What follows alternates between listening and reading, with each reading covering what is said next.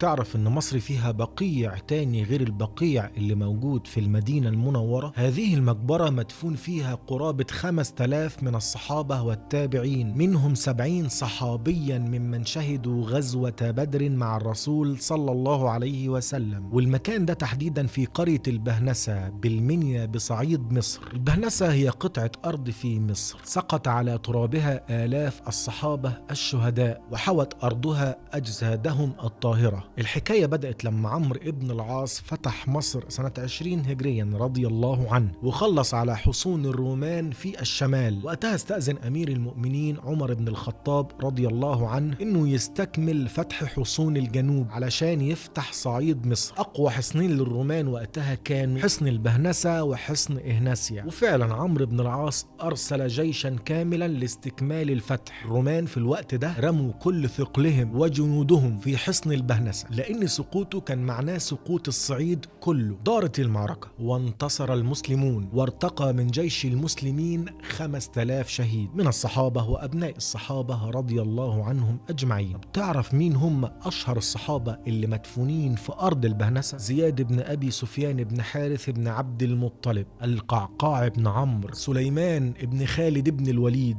عبد الرحمن بن أبي بكر الصديق، الحسن بن زين العابدين، ومحمد بن أبي ذر، محمد بن عقبة بن نافع، وعلي بن عقيل بن أبي طالب، وجعفر بن عقيل، والبطلة خولة بنت الأزور، وغيرهم كثير. عظمة البهنسة ما وقفتش بس عند احتضانها لأجساد الصحابة، دي كانت كمان قلعة من قلاع صناعة الغزل والنسيج في العصر الإسلامي، لدرجة إن كسوة الكعبة المشرفة كانت بتتعمل فيها وتطلع من البهنسة لمكة المكرمة في العصر الفاطمي في موكب مهيب جدا. فسلام على أرض رواها دم الصحابة وحفظت أمانة التاريخ. وبس كده صديقي، ما تنساش صلى على النبي صلى الله عليه وسلم. سلام.